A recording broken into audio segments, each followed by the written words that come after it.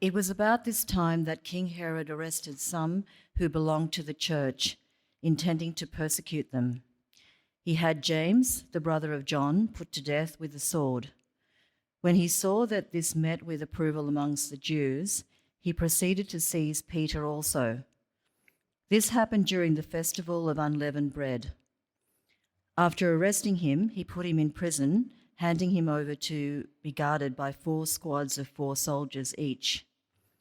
Herod intended to bring him out for public trial after the Passover. So Peter was kept in prison, but the church was earnestly praying to God for him. The night before Herod was to bring him to trial, Peter was sleeping between 2 soldiers, bound with 2 chains, and sentries stood guard at the entrance.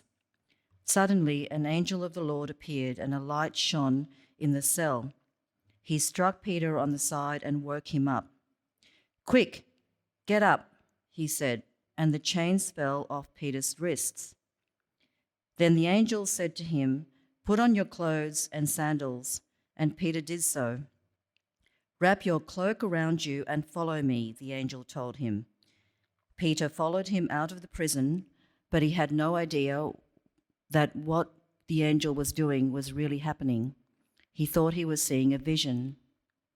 They passed the first and second guards and came to the iron gate leading to the city. It opened for them by itself, and they went through it. When they walked the length of one street, suddenly the angel left him. Then Peter came to himself and said, "Now I know without a doubt that the Lord has sent his angel and rescued me from Herod's clutches and from everything the Jewish people were hoping would happen." When this had dawned on him, he went to the house of Mary, the mother of John, also called Mark, where many people had gathered and were praying. Peter knocked at the outer entrance, and a servant named Rhoda came to answer the door. When she recognized Peter's voice, she was so overjoyed, she ran back without opening it and exclaimed, "Peter is at the door." "You're out of your mind," they told her. When she kept insisting that it was so, they said, "It must be his angel." But Peter kept knocking, and when they opened the door and saw him, they were astonished. Peter motioned with his hand for them to be quiet and described how the Lord had brought him out of prison. "Tell James and the other brothers and sisters about this," he said, and then he left for another place. In the morning, there was no small commotion among the soldiers as to what had become of Peter. After Herod had thorough search made for him and did not find him, he cross-examined the guards and ordered that they be executed. Then Herod went from Judea to Caesarea and stayed there. He had been quarreling with the people of Tyre and Sidon. They now joined together and sought an audience with him. After securing the support of Blastus, a trusted personal servant of the king, they asked for peace because they depended on the king's country for their food supply. On the appointed day, Herod, wearing his royal robes, sat on his throne and delivered a public address to the people. They shouted, "This is the voice of a God, not of a man." Immediately, because Herod did not give praise to God, an angel of the Lord struck him down, and he was eaten by worms and died. But the word of God continued to spread and flourish. This is the word of the Lord.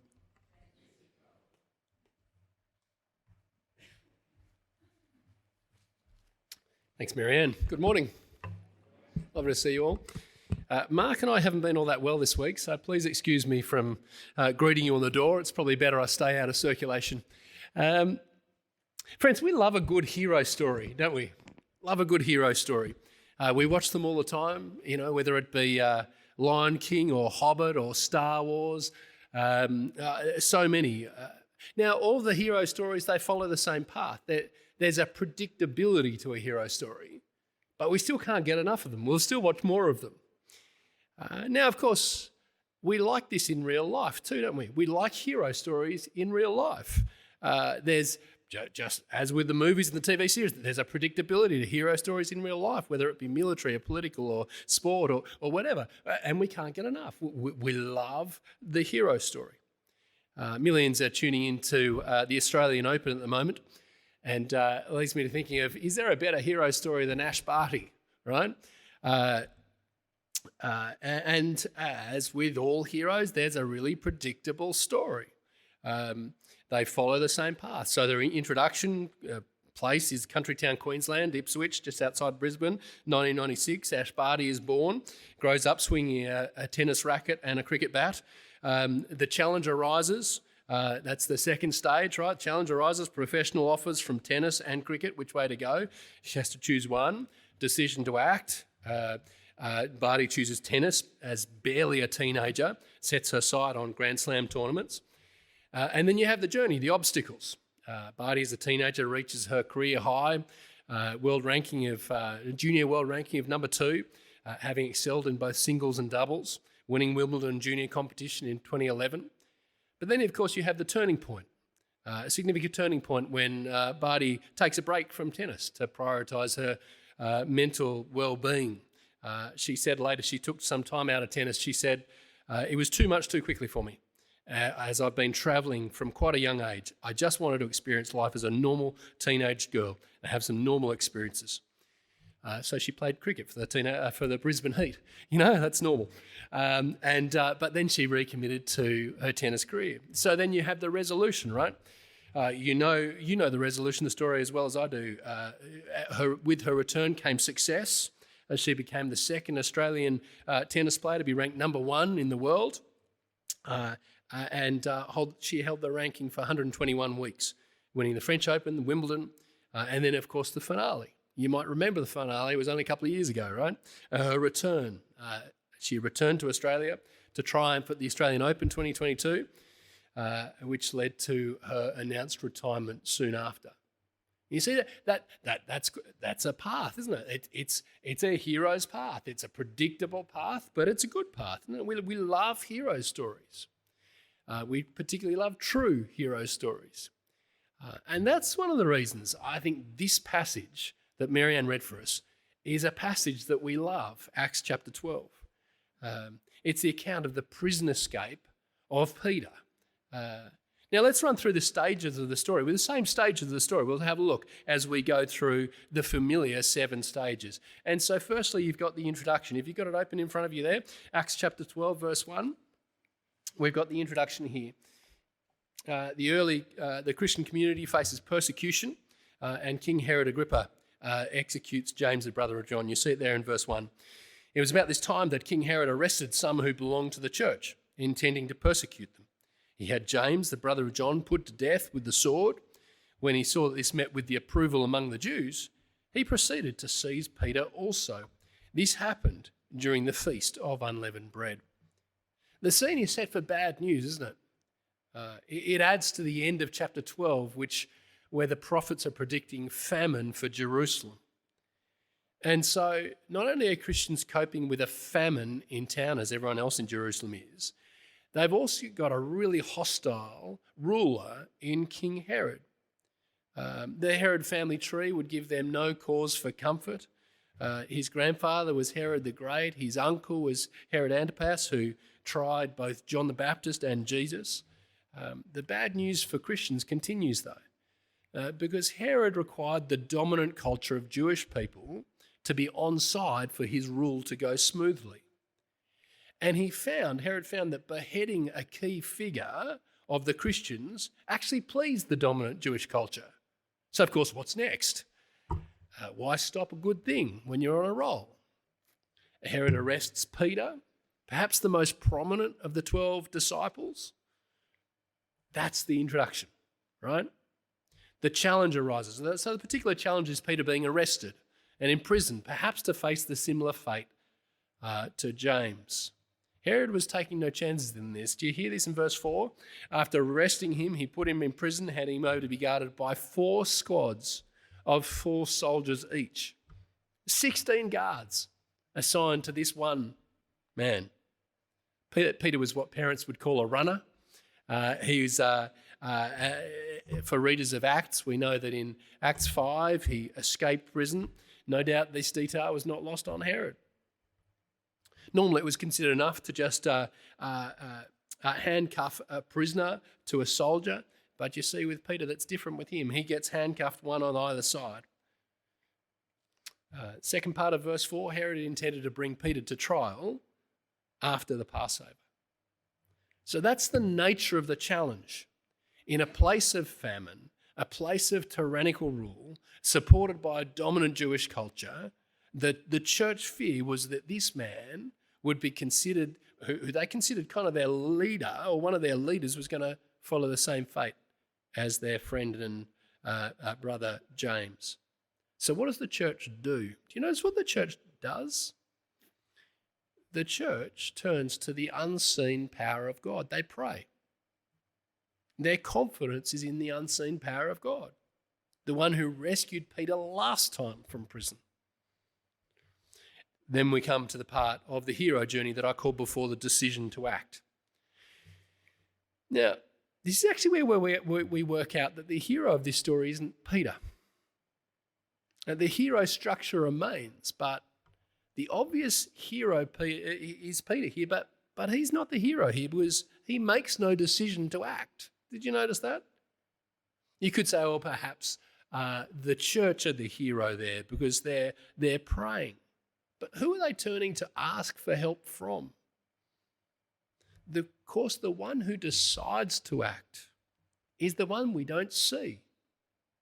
The one who decides to act against this very visible, very dominant display of power by King Herod is the church's unseen Lord, who waits to act until the very night before the trial. Let's have a look at the journey and the obstacles. Verse 7, suddenly an angel of the Lord appeared and a light shone in the cell. He struck Peter on the side and woke him up. Once again, there's a confirmation here that Peter is not the hero here. Can you tell me what Peter was doing in verse 7? He's not strapping on his sword to fight, is he? He's not digging a tunnel like in The Great Escape. That's not the kind of hero story we have here, is it? What's Peter doing? He's sleeping. I've got to say, it doesn't make him a hero. But it actually does speak of his trust in the unseen Lord, doesn't it? That he'd sleep on this night before the trial. Here Peter is a night before a show trial when no doubt he'll hear false testimony against him. No doubt he'll be humiliated. No doubt he'll be hurt, physically toyed with. No doubt he presumes he's going to go the same way of James. Yet he's not sweating it, he's sleeping. I think that speaks to his trust, doesn't it? It's a bit like Paul's in prison a bit later on in Acts. What's he doing in the middle of the night? He's singing praises to God. Friends, I've got to ask you, do you have that same confidence in the unseen God? We need to grow in faith, don't we? The second part of verse 7, the angel speaks. Quick, get up, he said, and the chains fell off Peter's wrists. Then the angel said to him, put on your clothes and your sandals, and Peter did so. Wrap your cloak around you and follow me, the angel told him. Peter followed him out of prison, but he had no idea that what the angel was doing was really happening. He thought he was seeing a vision. Can I just pause and ask you, who's in command here? Peter's not in command here. He's not being heroic at all, is he? He's just following the commands of an angel. In fact, at this point, Peter's not even certain this is happening. We've read in Acts that Peter's had visions before. He thinks this is just another one of those. It's so important to recognise just how passive Peter is in this passage. He's really just a passenger in this prison break. The angel had to strike him awake. He was obviously in deep sleep. His chains fell off. The angel ordered him to get dressed like a 4-year-old. Did you see that in Stages? Get up, put your clothes and sandals on, wrap your cloak around and follow me. Like, he's really very passive. He's a passenger here. Peter could sing the line from the hymn, my chains fell off, my heart was free, I rose, went forth and followed thee. But he's not even sure this is happening, right? And so then we come to the turning point. I wonder if you remember the classic scene from Get Smart. I'm sorry, you've got to be of a certain age to remember this. You know, the opening scene to Get Smart was a while ago, wasn't it? Where the doors just keep on opening as he enters into wherever he's going, the office. That strikes me as a bit like this passage here, as Peter goes, just every guard, every gate just opens before him, and he finds himself out on the street. It's almost remarkable. He's complete passenger here. Verse 10, they passed the first and the second guards and came to the iron gate leading to the city. It opened for them by itself, and they went through it. When they'd walked the length of one street, suddenly the angel left him. It's the only point. It's really only at this point that Peter realises that this is not a dream, this is not a vision, this has actually happened. So what's his realisation? What's his resolution? There are no verses here more important than verse 11, I think. This is where Peter realises what's really going on. Verse 11, then Peter came to himself and said, now I know without a doubt that the Lord has sent his angel and rescued me from Herod's clutches and from everything the Jewish people were hoping would happen.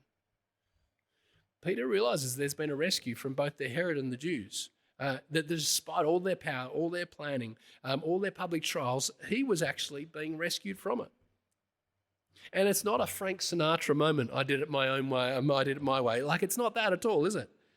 Peter realises it's just by the grace of God, he's just been rescued. He's been a passenger in this rescue. Salvation, he's recognised, is from the Lord. Of course, it always is, but we forget. The language there is without a doubt. Don't you love this? Peter, the classic doubter. Without a doubt, the Lord had sent his angel. So the angel isn't the hero either, because Peter recognises that without a doubt, the Lord sent this angel. The seventh and final stage of this hero story is the return. Peter returns to his brothers and sisters in Christ who have been prayerfully concerned for him. Now, I genuinely think this part of the episode is comical. Like, it's really quite funny. I wonder if you heard that as Marianne read it. I wonder if Luke was laughing as he wrote this down for us in this book of Acts. It's one of those parts of the story you think you just can't make this stuff up. So Peter had gone through every door imaginable in the Jerusalem jail. It had opened for him. The only door in Jerusalem that's not opening for him is his friend's door, where the church is meeting and praying. Have a look at verse 12. When this had dawned on him, he went to the house of Mary, the mother of John, also called Mark, where many people had gathered and were praying. Peter knocked at the outer entrance, and a servant named Rhoda came to answer the door. When she recognised Peter's voice, she was so overjoyed that she ran back without opening it and exclaimed, "Peter's at the door." "You're out of your mind," they told her. When she kept insisting it was so, they said, "Oh, it must be his angel." Now, do you remember the possibility I voiced earlier that this group of people were the heroes of the story? I think this is where it breaks down. Because here they received what they were praying for, but their actions don't look all that heroic here, do they?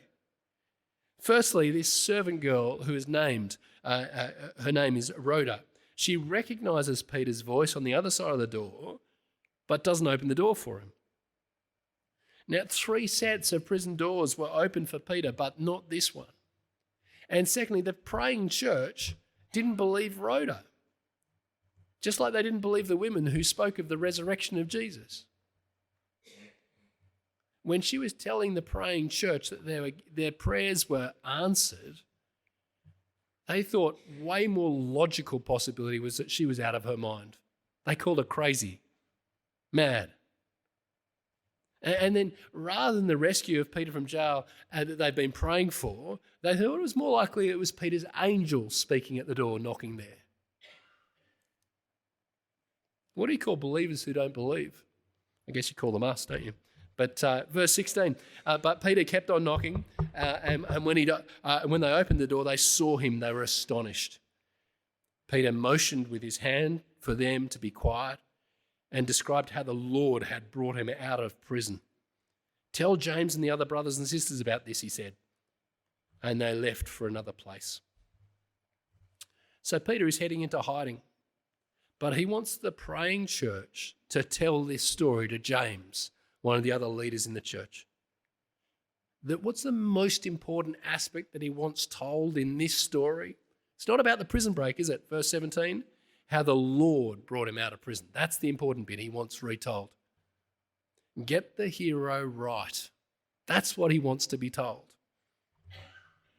It's the Lord who's the hero of this historical retelling of Peter's prison break. And frankly, at the cusp of the new year, that's one of the things that we gather as a church to do. We tell one another, we encourage one another, we remind one another to get the hero right, to reorder our lives, our desires, our priorities around the unseen Lord who saves. As the writer of Hebrews says, do not give up meeting together, encourage one another, all the more as you see the day approaching. The day being the day when this rescuer returns and reorders everything permanently.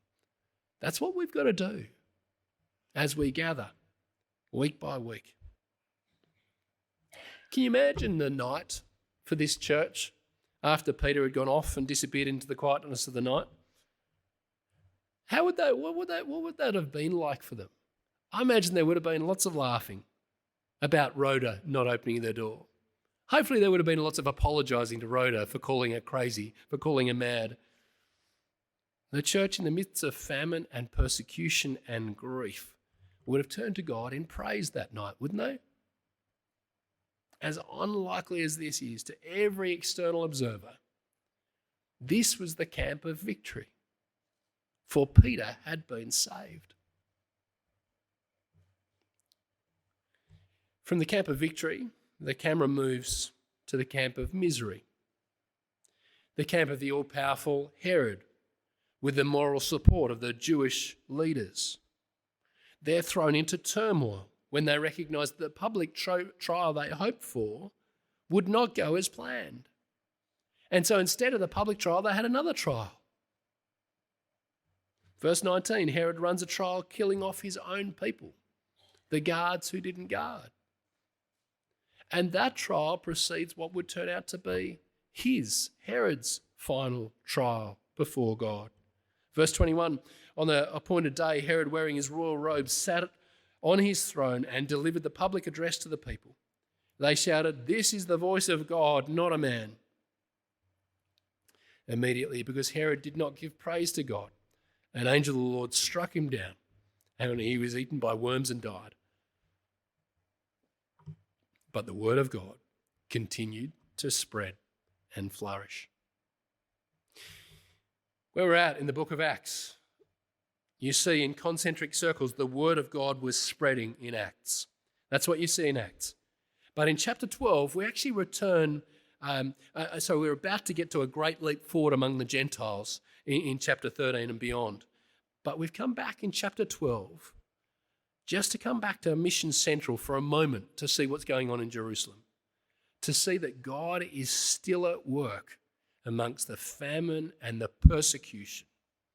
He's at work, rescuing his people so that the word would flourish.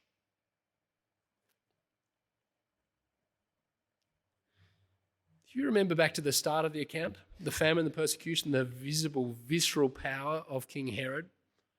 Humanly speaking, that's the power that we see day in, day out. That's the power that strikes us, isn't it? That's the power we read about in the papers. That's the power that is most obvious to us. But that's only when we exclude the unseen power of God. To our shame, we so often get caught up in the seen power around us, forgetting the unseen power of God. People of faith continue to remind us about this. Daniel did when God revealed the dream to him. He said this during the night, verse 19 of chapter 2 of Daniel. During the night of the mystery was revealed to Daniel in a vision. Then Daniel praised the God of heaven and said this: "Praise be to the name of God forever and ever. Wisdom and power are his. He changes times and seasons. He deposes kings and raises up others. He gives wisdom to the wise and knowledge to the discerning. He reveals deep and hidden things. He knows what lies in darkness, and light dwells with him. This is just one reminder in the Old Testament of the unseen power of God. Job reminds us too. Then in the New Testament, Jesus reminds us, Paul reminds us. Why so many reminders of the unseen power of God? It's because this is what we so continually forget, isn't it? In Acts 12, God's unseen power is at work through his angels, through his people. Why? For the flourishing of his word, despite the visible power and work of others. Friends, today, do get the hero right. Do remind each other to get the hero right. And we're going to remind each other as we sing this next song, Never Alone. We're not alone, for Christ is here. Emmanuel, our God, come near. We're not alone, for to our world, Jesus has come, eternal word. Let's stand, we'll sing.